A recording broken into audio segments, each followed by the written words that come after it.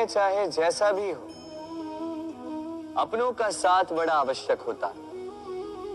सुख हो तो बढ़ जाता है, दुख हो तो बढ़ जाता है। अपनों के साथ समय कब बीत जाता है पता भी नहीं चलता, है ना? किंतु सोचिए, यदि आपको किसी ऐसे स्थान पे छोड़ दिया जाए जहां आपका कोई संबंधी ना हो, आपका कोई अपना ना, कोई मित्र ना, तो क्या होगा? एक एक क्षण कितना लंबा लगने लगेगा। तब तक लगेगा जब तक आप किसी को अपना नहीं बनाते। अब प्रश्न ये उठता है कि आपका अपना कौन है?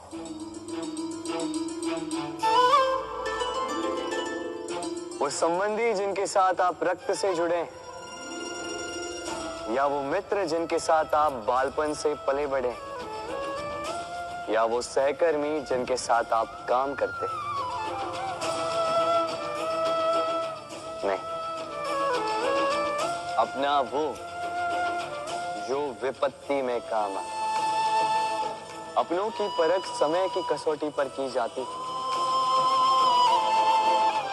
स्मरण रखिएगा, अपनों के साथ समय का पता नहीं चलता, किंतु समय के साथ अपनों का पता अवश्य चलता है। व्यक्ति सफलता प्राप्त करने के लिए पहले लक्ष्य साधता है, फिर योजना बनाता है, फिर मार्ग चुनता है और सदैव प्रयास करता है कि इस मार्ग में कम से कम बाधाएं, इस मार्ग में कहीं कोई चट्टान ना आ जाए, कोई गड्ढा ना आ जाए, कोई खाई ना आ जाए। और यही सबसे बड़ी भूल वो कर बैठता है। कैसे? सोचिए, एक सरल सपाट मार्ग आपको कहां ले जाएगा? एक सीधे सपाट स्थल। यहां तो कोई भी पहुंच सकता है, इसमें विशेष क्या है?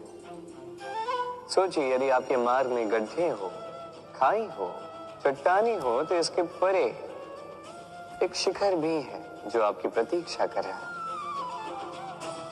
सफलता का वो शिखर जहां कोई सरलता से नहीं पहुंच पाता, जो विशेष। इसलिए अपने जीवन में जब भी समस्याएं आए उससे कतराएं नहीं, एक मुस्कुराहट के साथ उसका स्वागत करें। और सावधान रहें, यदि आपके मार्ग में समस्याएं ही ना आए तो इसके दो ही अर्थ हैं। या तो आपने लक्ष्य ठीक नहीं चुना है, या आपने मार्ग ठीक नहीं चुना है।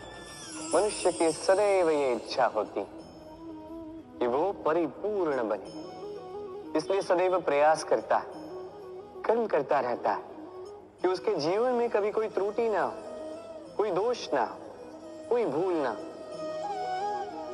तो जब मनुष्य ये करने लगता है, अपना समस्त ध्यान उसी पे केंद्रित करता है, तभी उसका विकास धीरे धीरे धीरे रुक जाता है। कैसे? आप कहेंगे कि इसमें क्या अनुचित है, ये तो अच्छा प्रतीत होता है। देखिए, ये त्रुटियां, ये दोष, ये भूल, अब कुछ भी कर ले आपके जीवन में रहेंगे ही रहेंगे। और मेरी बात मानी, यही है जो आगे जाके आपको जीवन में सुधरने के लिए उकसाएंगे। एक निश्चित मापदंड लेकर आगे बढ़ना ठीक प्रतीत हो सकता है, किंतु ये केवल यंत्र को जन्म देता है, न मानवता को, न मनुष्य को। स्मरण रखिए, यदि आप आपके जीवन के द्वार हर एक भूल के लिए, हर एक दोष के लिए बंद कर देंगे, तो बस जान लीजिए कि समस्त सत्य ये भी बाहर ही रह जाएगा। ये भूल, ये दोष, ये त्रुटियां ही हैं जो आपको जीवन के विषय, प्रयास के विषय, कर्म के सत्य के विषय में जानकारी देंगे। इन त्रुटियों का आदर करना सीखें। छल, कपट, इन शब्दों से संसार का कौन सा व्यक्ति अवगत नहीं है? सभी जानते हैं ये शब्द क्या है, इसका अर्थ क्या है। सभी जानते हैं विश्वासघात क्या है, सभी ने अनुभव किया है। किंतु क्या कभी आपने सोचा है कि ऐसा क्यों होता है? इसका कारण क्या है? इसका कारण है आशा। यदि आप गुफा में जाएंगे और आप ये आशा रखेंगे कि यहाँ पे अंधकार नहीं होना चाहिए, तो आप तो चोट खाएंगे ही। यदि आप सागर में जाएंगे और आप आशा करेंगे कि मैं भीगूंगा नहीं, तो इसमें सागर का तो कोई दोष नहीं, इसमें दोष है आपकी आशाओं का। एक महत्वपूर्ण बात स्मरण रखिए, मनुष्य मनुष्य को नहीं छलता, मनुष्य को छलती है उसकी आशाएं जो वो अनुचित पात्रों से रखते हैं। इसलिए जीवन में कभी भी आशाएं लगाने से पूर्व संबल की परिभाषा जान ले कि वो आपको सहारा देने योग्य है भी या नहीं। ना टूटेगी आशा, ना टूटेगा विश्वास। हम जीवन जीने के लिए कुछ न कुछ करते हैं, कुछ कार्य हम करते हैं आर्थिक संपन्नता के लिए, कुछ कार्य हम करते हैं इस हृदय को प्रसन्न करने के लिए। किंतु हम में से अधिकतर लोग ये सोच सोच के चिंता में रहते हैं कि जो कार्य हमने सोचा था वो वैसा नहीं हुआ, या ये कार्य पूर्ण नहीं हुआ, या काम की अधिकता को देखकर चिंता में आ जाते हैं। अब ये चिंता जो है ये दुख को आमंत्रित करती है, और ये दुख पल पल हमें मार देता है। तो सोचिए, क्या ये सच है? क्या काम की अधिकता हमें सच में मार देती है? कदापि नहीं। समझिए एक महत्वपूर्ण बात, आज तक इस संसार में जितने भी महापुरुष आए, उनके पास भी उतना ही समय था जितना आज आपके पास है। उतनी ही घड़ियां थी, उतने ही पहर थे। अंतर बस इतना कि उन्होंने चिंता में समय नष्ट नहीं किया, उन्होंने योजना बनाई, उसे कार्यान्वित किया और जीवन में महान से महान कार्य किए, जिसके कारण आज भी हम उन महापुरुषों को स्मरण करते हैं। एक महत्वपूर्ण बात स्मरण रखिए, काम की अधिकता हमें नहीं मारती, काम की चिंता हमें मारती है।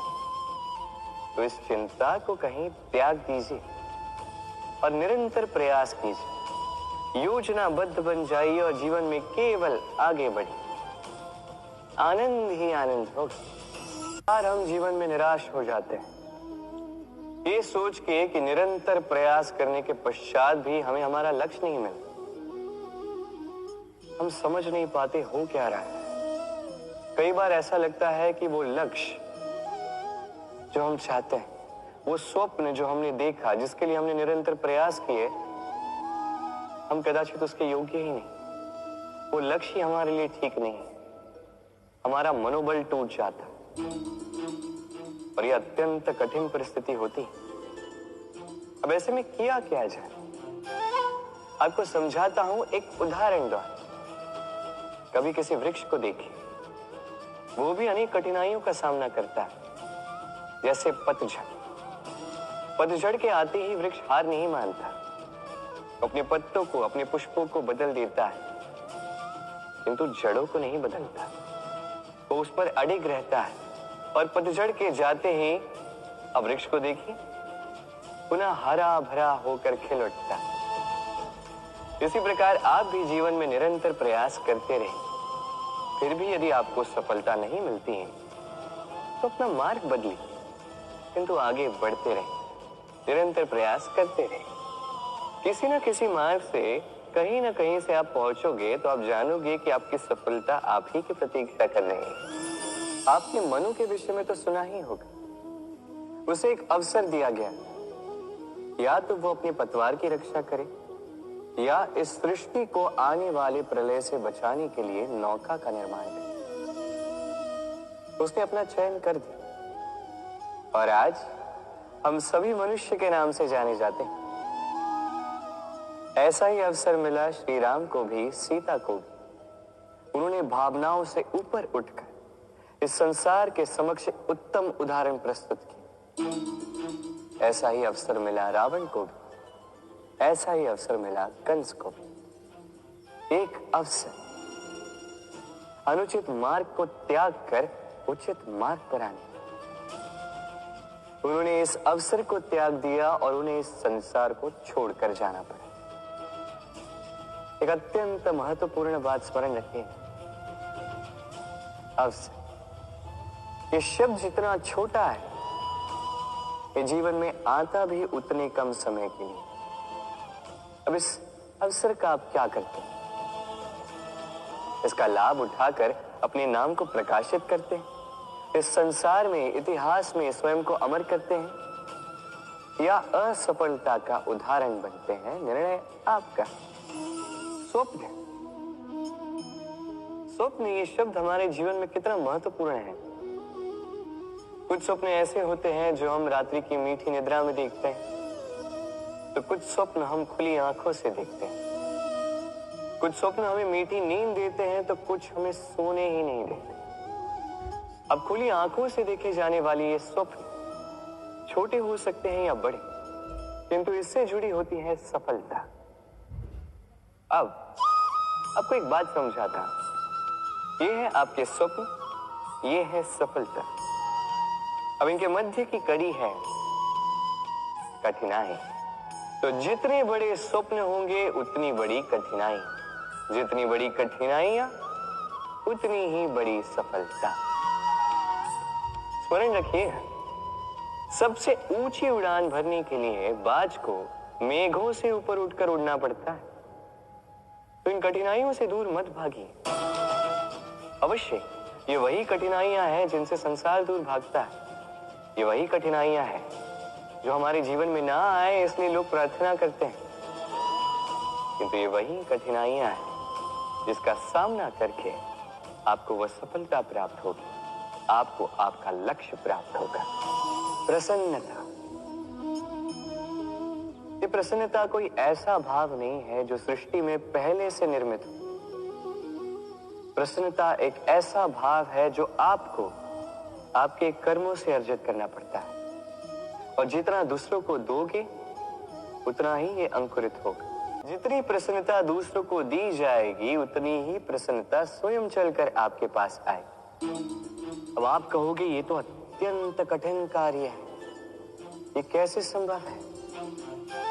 सबको प्रसन्न रख पाना तो स्वयं महादेव के वश में नहीं, हम तो साधारण से मनुष्य हैं। ये कैसे हो पाएगा?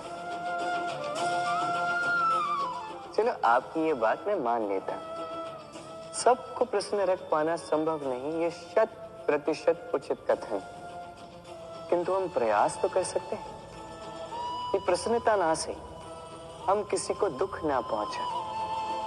ये तो हम कर सकते हैं। जितना ये दुख कटेगा उतना ही सुख बढ़ेगा, और जितना ये सुख बढ़ेगा उतनी ही आएगी ये प्रसन्नता।